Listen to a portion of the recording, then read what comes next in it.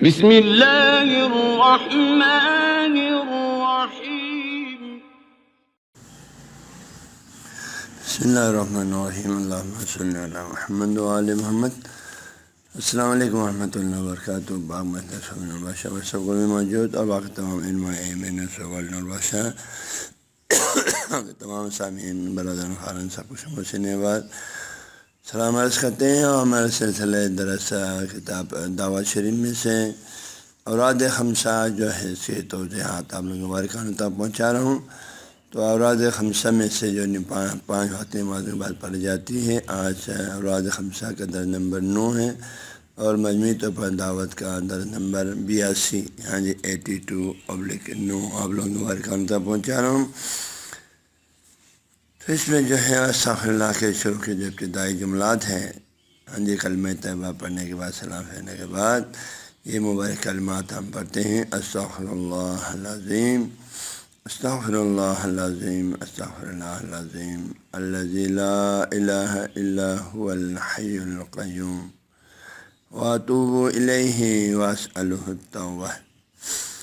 اس مبارک کلمے کا جو کہ استغفار اور توبے کو اللہ تعالیٰ سے دعا کر رہے ہیں، اور اللہ تعالیٰ کے عظیم اسماء الحسنہ لا الہ الا اللہ جو کہ افضل الذکر ہے، اور الحی القیوم جو اللہ تعالیٰ کے دو عظیم صفات میں سے ہیں، ان تین صفات کو واسطہ دے کر اللہ تعالیٰ کے درگاہ میں ہم استغفار کر رہے ہیں اور توبہ کریں۔ اس استغفار کو جو ہے استغفار اکبر بھی کہا جاتا ہے، جس کے اندر اللہ تعالیٰ صرف استغفر اللہ کہیں تو استغفار اصغر ہے، مختصر استغفار کا کلمہ ہے۔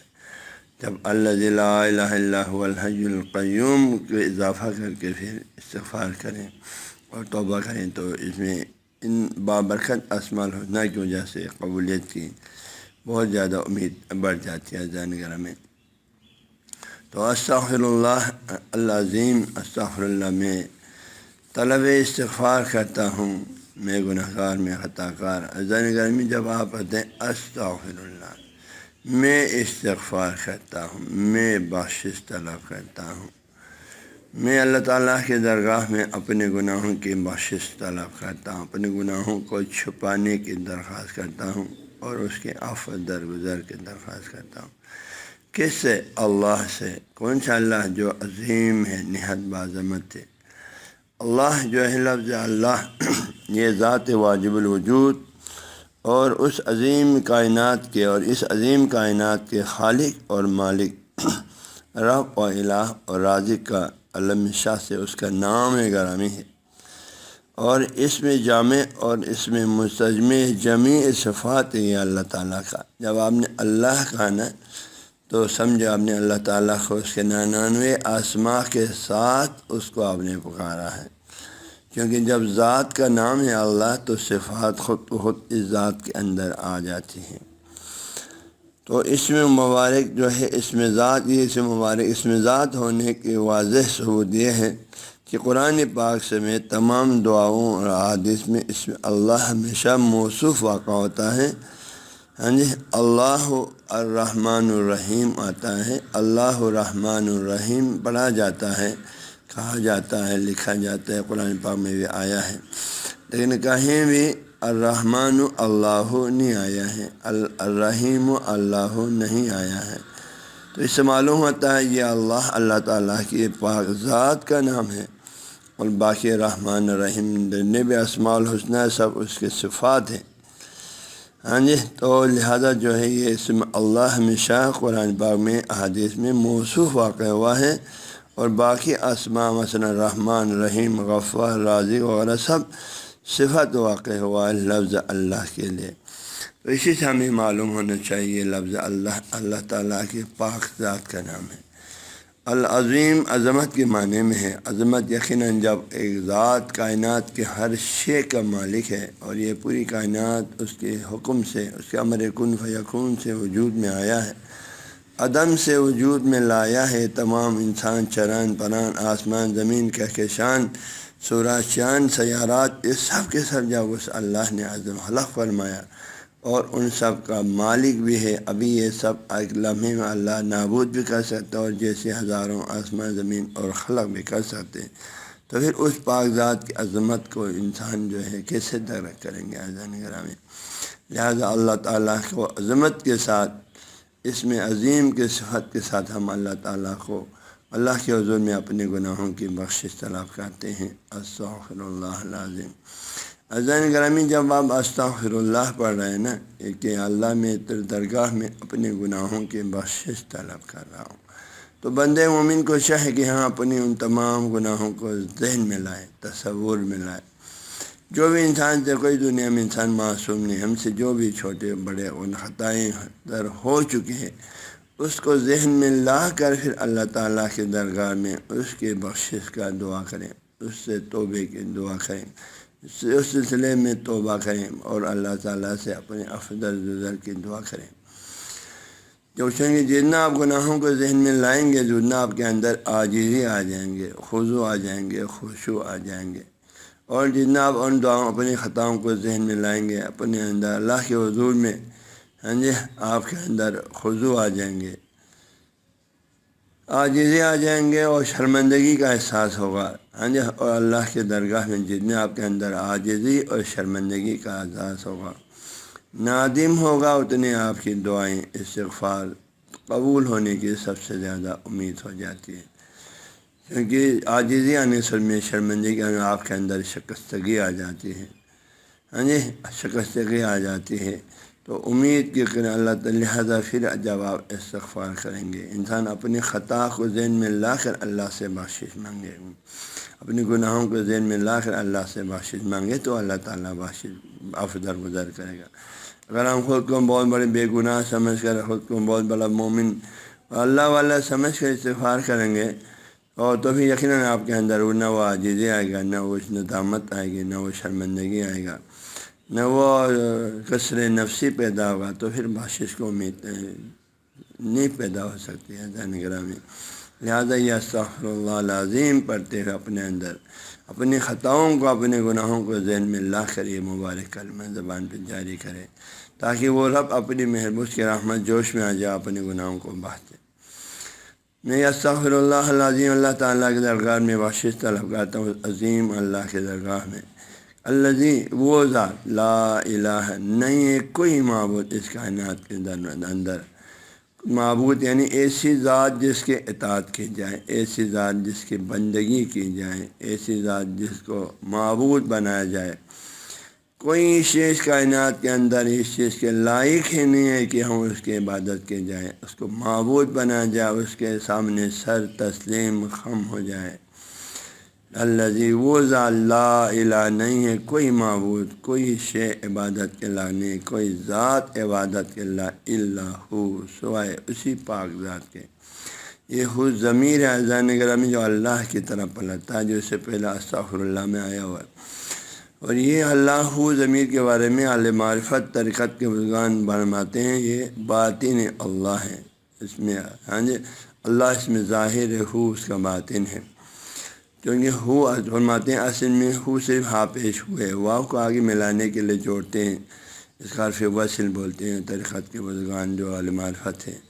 تو جس طرح اللہ کی ذات جو ہے احد ہے، اس کا کوئی جز نہیں، لفظ ہو ایک حرف ہے تو اس کا بھی جز نہیں، ایک حرف کو پھر مزید جز کیا کریں گے، دو تین حرف ہو تو اس کو الگ الگ کریں گے، تو یہ اللہ تعالیٰ کی باطن اور حقیقت کے لیے جو نام واقع ہوا ہے، باطن اللہ ہو ہے، اس لیے ہمارے اذکار میں بھی ہو یا من ہو والا پڑھتے ہیں، جیسے مشہور ہیں روایت میں، ہم روایت میں مشہور ہے حضرت علی سلمان فارسی ایک دفعہ جو جنگ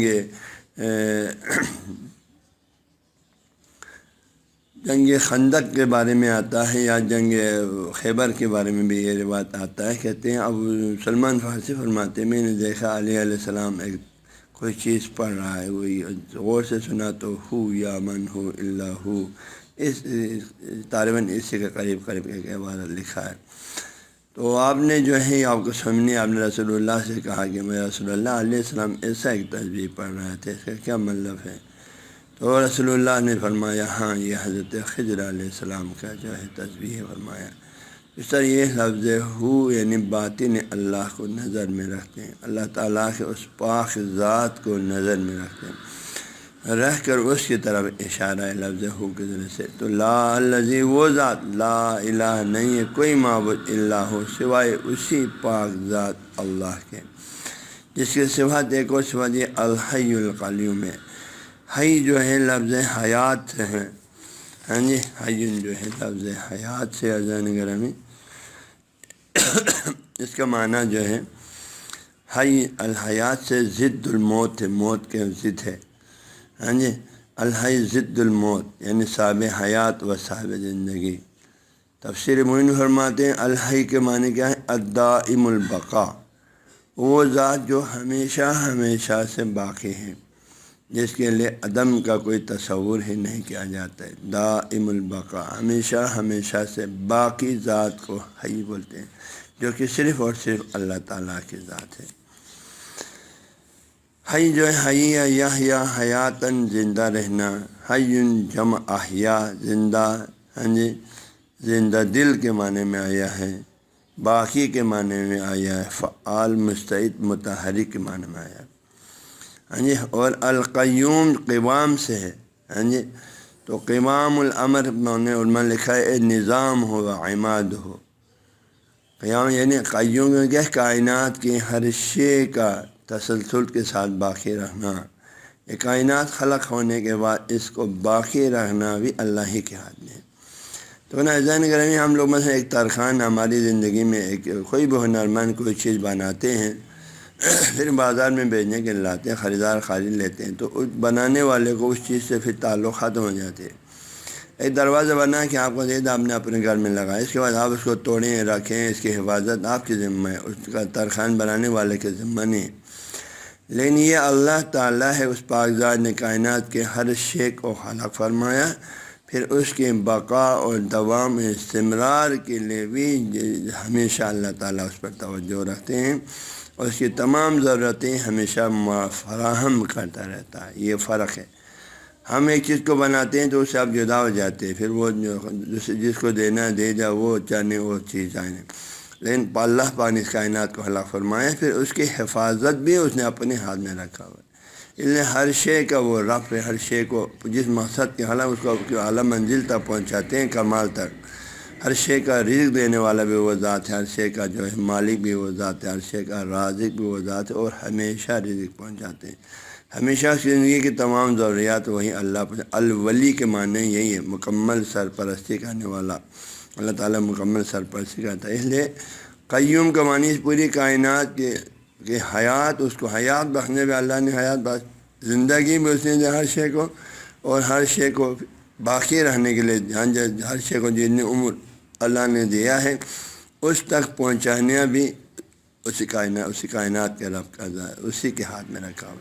تو کائنات کے ہر شے کے نظام اور عماد، اس کا بقا بھی اللہ تعالیٰ خود کے ہاتھ میں رکھا ہوا ہے۔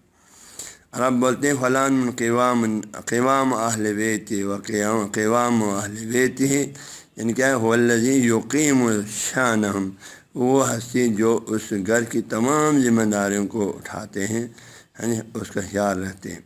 قیوم کا ایک معنی تفسیر میں لکھا ہے دائم القیام بتدبیر خلقہ، اللہ تعالیٰ جو اپنی مخلوقات کی زندگی کی تمام اوپر نیچے اتار چڑھا ہر چیز کی تدبیر فرماتے ہوئے ہر شے کو قائم رکھتے ہیں، دائم رکھتے ہیں، جب تک اللہ نے اس شے کے لیے جتنی زندگی دینا ہے، جتنا عرصہ باقی رہنا ہے، اتنا عرصہ اللہ تعالیٰ اس کے اجل مسمہ تک اس کو پہنچانے کی بھی تمام ذمہ داریاں اللہ تعالیٰ نے اپنے ہاتھ میں رکھا ہوا ہے۔ اس لیے اللہ تعالیٰ کی ذات کو قیوم فرماتے ہیں۔ تو اس لیے جو ہے اللہ کی ذات جو ہے، ہاں جی، اللہ کی حیات و زندگی، ہماری حیات زندگی اللہ میں فرق ہے۔ ہماری حیات و زندگی اللہ تعالیٰ نے ہمیں عطا فرمایا، لیکن اللہ کی حیات و زندگی ذاتی ہے، یعنی اسے کسی نے زندگی اور حیات نہیں بخشا، بلکہ اسی پاک ذات نے ہر شے کو حیات بخشی۔ چنانچہ اللہ قرآن پاک فرماتے ہیں یحیی و یمیت وہو حی لا یموت، یوں ہی وہ ہر شے کو زندگی دیتا ہے، وہ یمیت ہر شے کو موت دیتا ہے، وہو حی، اور وہ ذات ہمیشہ سے صاحب حیات ہے، زندہ لا یموت، اس کے لیے موت کا تصور ہر کس سے نہیں۔ اور اللہ جو ہے حیات مطلق کا مالک ہے اور خود ذات پاک حی مطلق ہے۔ ہاں جی، حیات مطلق کا ذات اور ہر شے جو ہے، اور وہ ذات خود جو ہے پاک ذات حیات ہے، حی مطلق ہے۔ قیوم یعنی اس کائنات کے ہر شے کی قوام و بقا صرف اور صرف اسی پاک ذات اللہ کے فضل و کرم سے۔ یہ کائنات ہر لمحہ اللہ کے رحمت و قوام کا محتاج ہے، کیونکہ کائنات ممکن الوجود ہے۔ ممکن الوجود ہمیشہ عدم کا تقاضا کرتا ہے، اور واجب الوجود جو ہے اپنے رحمت سے اسے پھر دوام اور بقا بخشتا ہے۔ اس لیے ہر لمحہ کائنات کے ہر شے کو اللہ کی طرف سے دوام اور بقا ملتا رہتا ہے۔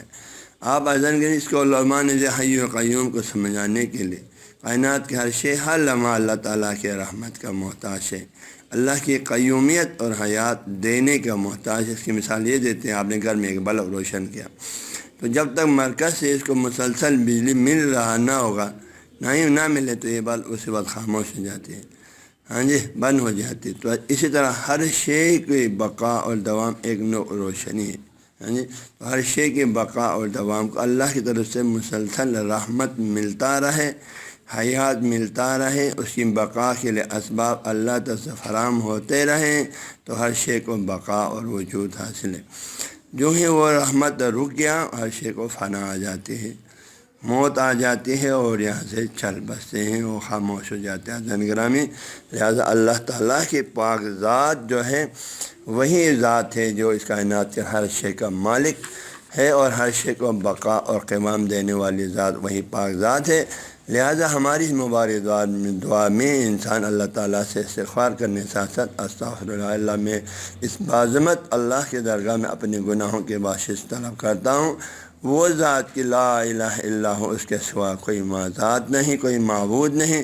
لا الحی القیوم، وہ صاحب حیات ہے، خود صاحب حیات اور ہر شے کو حیات دینے والی، زندگی دینے والی ذات ہے، اور القیوم کائنات کے ہر شے کو بقا اور دوام اور ثبوت اسی پاک ذات کے ذریعے سے۔